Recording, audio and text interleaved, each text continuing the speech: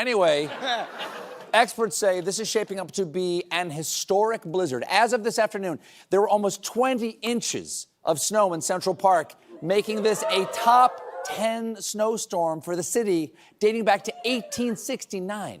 1869.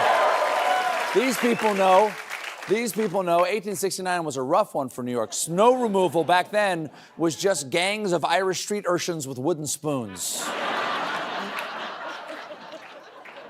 The storm's so bad that Mayor Mamdani announced a snow day for students with no remote learning.